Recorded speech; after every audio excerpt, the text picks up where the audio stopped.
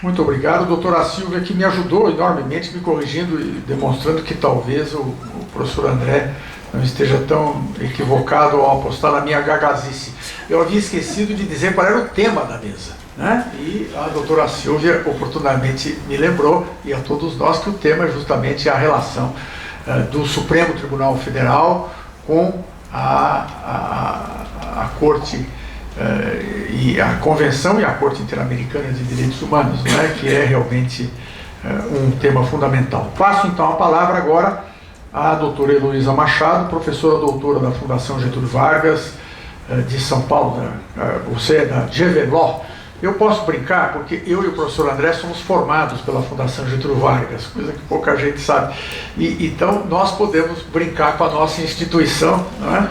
Naquela época, eu entrei lá na década de 1970, não havia ainda curso de Direito, que veio a ser criado depois. Então, havia vários alunos aqui do Largo de São Francisco que estudavam Direito de manhã e estudavam Administração à noite na Fundação Getúlio Vargas. Eu fui um deles. E realmente devo muito àquela instituição e fiquei muito satisfeito com a incorporação do tema do direito na vida daquela instituição tão importante para todos nós. Doutora Heloísa, seus 15 minutos. Muito obrigada, professor. Sabe que dá para atualizar a piada, né? Que pior que GVLO, a sigla agora ficou FGV Direito SP, que se você ler correndo vira Direitosp, né? Então... acho que o arsenal de piadas aí pode ser até renovado. Eu gostaria de agradecer imensamente ao convite que me foi feito para estar aqui nesse evento, falando sobre os 50 anos da Convenção Americana sobre os Direitos Humanos. Tenho muitos colegas aqui assistindo, Raquel Cruz Lima, Luiz Araújo, Flávio Siqueira, a Luísa Pavan Ferraro, além de todos os colegas que estão aqui na mesa e que de uma forma ou de outra têm dedicado a sua vida e seus estudos a compreender como a Convenção Americana poderia se tornar realidade no nosso país. Então, fico muito contente de poder trazer alguma contribuição, espero eu, para esse nosso debate agora de manhã. Na FGV Direito SP, eu coordeno um centro de pesquisa sobre o Supremo Tribunal Federal, né? Então, parte do nosso trabalho cotidiano, e a Luísa está aqui, a pesquisadora desse mesmo centro, é compreender como o Supremo institucionalmente reage às questões que estão colocadas, como que ele tem interpretado a maior parte dos casos relevantes do debate jurídico do nosso país. E para nós foi um grande prazer assistir a sustentação da doutora Silvia no momento do julgamento das ações declaratórias de constitucionalidade. Foi muito emocionante e bonito vê-la falar naquele caso. E eu vou separar minha fala em 4 pontos principais. Como sempre, será uma fala, apesar de ser 50 anos da Convenção Americana sobre Direitos Humanos, será uma fala com algum grau de pessimismo, assim, né? Acho que está um pouquinho, o timing está um pouco dessa maneira, mas espero que depois a Fabiana nos anime depois. Começar falando sobre como o Supremo, ao longo desses últimos muitos anos, tem se relacionado com o direito internacional dos direitos humanos e mais especificamente com a Convenção Americana. Apesar de todas as críticas que são feitas e que merecem ser feitas à atuação do Supremo Tribunal Federal, é inegável reconhecer que muitas decisões só foram possíveis e só foram realizadas porque tiveram o amparo do direito internacional dos direitos humanos. O ministro Ricardo Lewandowski já falou alguns desses casos, mas eu vou fazer questão de mencionar a recentíssima decisão sobre a autonomia das universidades e liberdade de expressão. Se valeu muito dos parâmetros internacionais de proteção ao discurso e à liberdade de ensino. O registro civil de pessoas trans foi praticamente todinho amparado na normativa internacional de direitos humanos. As audiências de custódia, sem dúvida, são a prova mais cabal de como o Supremo conseguiu dar um passo relevante na aplicação e no fortalecimento da Convenção Americana sobre os Direitos Humanos.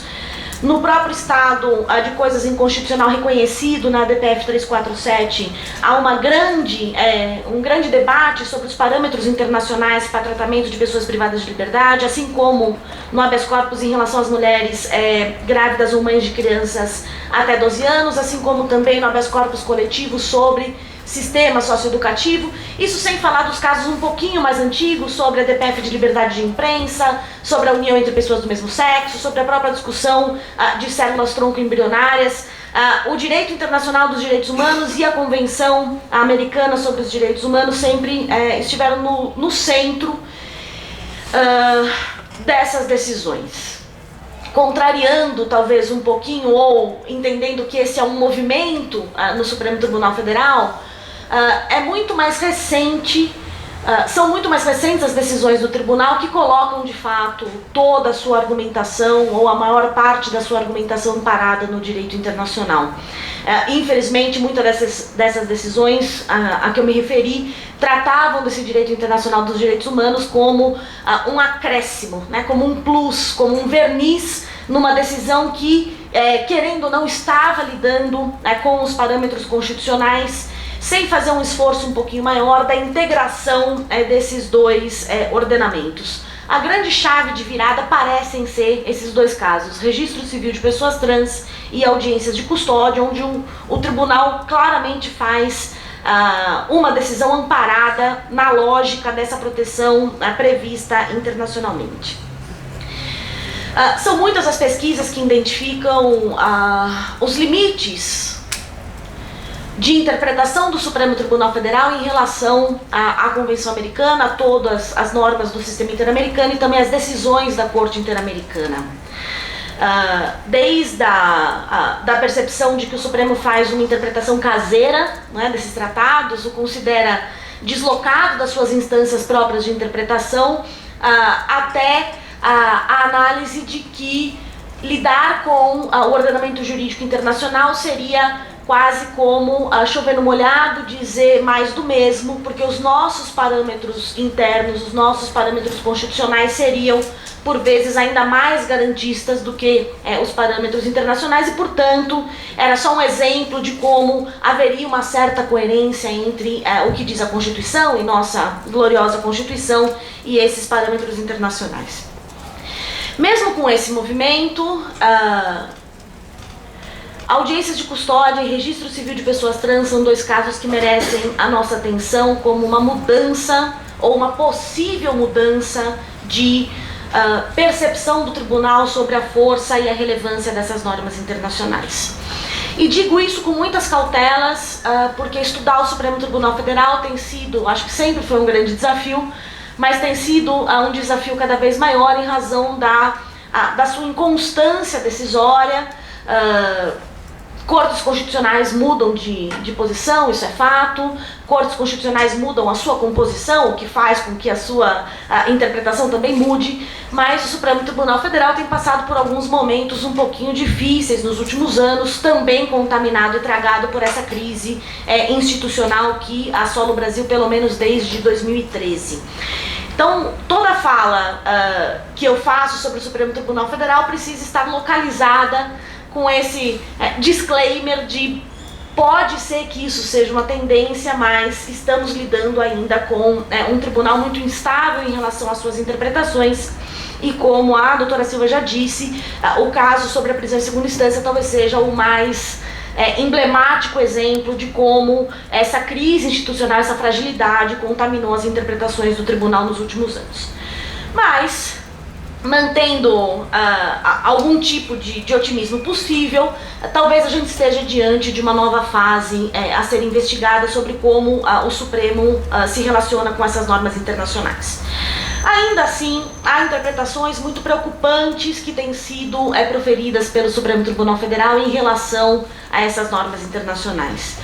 E uma das mais, talvez, questionáveis tecnicamente, seja um julgamento recente que o Supremo fez, de uns 2 anos para cá, sobre uma extradição em que ele precisou analisar ius cogens, crimes contra a humanidade, esse direito internacional costumeiro que é considerado para nós, estudiosos dos direitos humanos e fundamentais, como o núcleo mais duro possível do direito, aquilo que não precisa estar positivado, aquilo que não precisa estar aceito por um Estado para se fazer valer em relação, claro, genocídio, tortura, desaparecimento forçado, submissão a condições análogas ou à própria escravidão. E o Supremo fez uma discussão um pouquinho surreal, onde ele passou a se perguntar se o Brasil reconheceria ou não o ius cogens internacional em relação a direitos humanos. E aí você lê de novo, você lê mais uma vez e fala, é isso mesmo, né? É isso mesmo que eles estão pensando, né? Pô, mas isso não está escrito em nenhum lugar, né?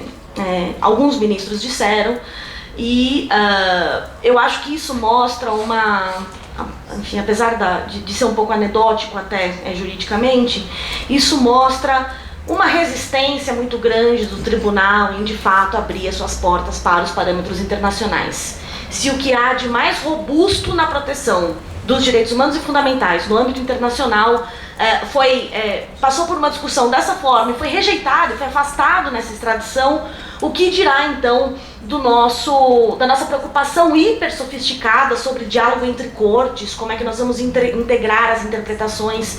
Então nós temos desafios ainda muito grandes no Supremo Tribunal Federal para que o direito internacional dos direitos humanos e, claro, a Convenção Americana como um desses grandes instrumentos seja efetivamente implementado no Brasil enquanto uma obrigação de todo o Estado, não é? Não só do Executivo, do Legislativo, mas também do Judiciário, que resiste em se ver como parte do Estado que tem obrigações de seguir aqueles parâmetros.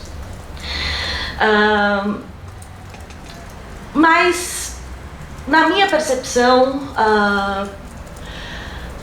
a decisão do Supremo Tribunal Federal sobre a lei da anistia talvez seja a grande ferida aberta em relação à interpretação que o Supremo faz sobre a Convenção Americana.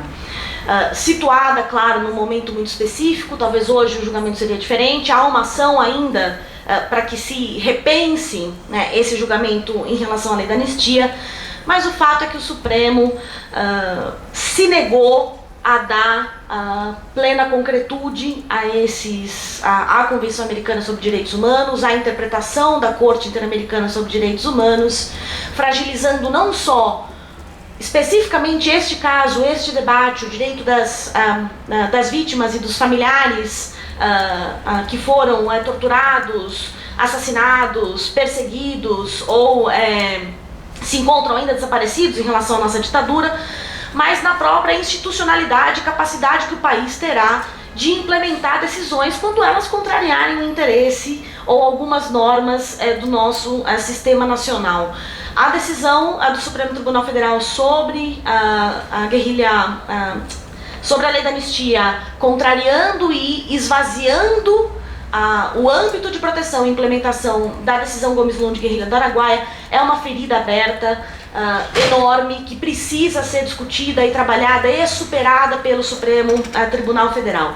O impacto não é só acadêmico, de se imaginar uma institucionalidade capaz de ter um tribunal que compreenda a interpretação de um outro tribunal, o que é de fato muito difícil, é um desafio não só no Brasil e em vários outros países, mas a verdade é que o impacto real na vida desses familiares foi muito grande, na vida dessas vítimas foi muito grande, e a justiça segue bloqueando a responsabilização por todos esses atos.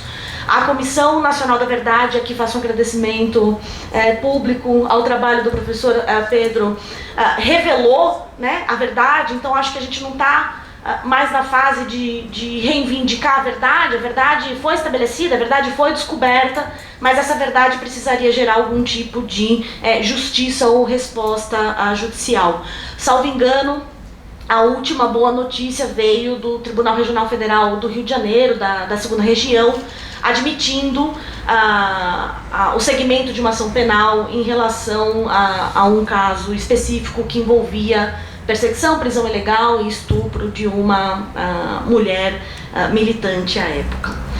No âmbito dessa grande ferida aberta e dessas interpretações que ainda colocam algum tipo de preocupação em relação a como o Supremo encara a Convenção Americana e o sistema interamericano como um todo, ao desafio do próprio sistema interamericano em sobreviver, né?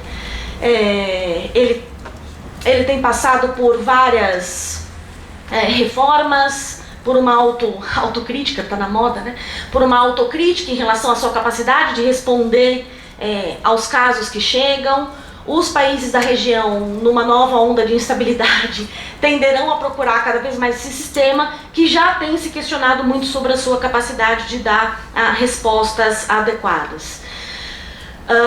Há um instrumento muito interessante, pouco usado por várias questões, que é o deslocamento de competência para a Justiça Federal, uma ideia de prevenção à responsabilização internacional que poderia passar por algum tipo de incremento nesses tempos um pouquinho mais bicudos.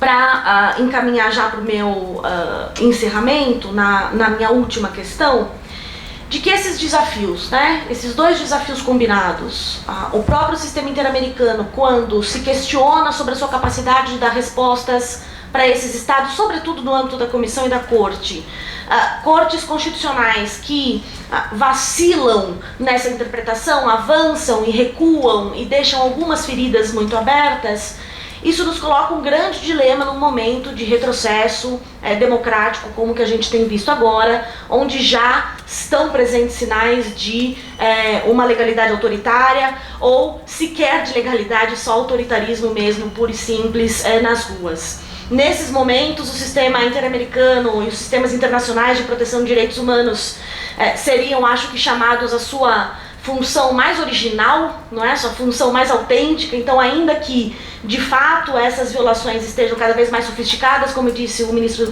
Ricardo Lewandowski, os sistemas internacionais de proteção de direitos humanos serão reivindicados para garantir ali o mínimo, né, civilizatório, o mínimo de um padrão jurídico de proteção a direitos humanos, quase na sua função clássica que exerceu ao longo dos anos 60, 70 e 80 aqui na região. Com esses desafios de talvez resistência de aplicar o que a gente conseguir lá fora nesses momentos e uma própria fragilidade do sistema interamericano, e sem apresentar nenhuma resposta para como superar isso, por isso que eu disse que a minha fala era pessimista, eu encerro aqui já e me coloco à disposição para as perguntas. Muito obrigada.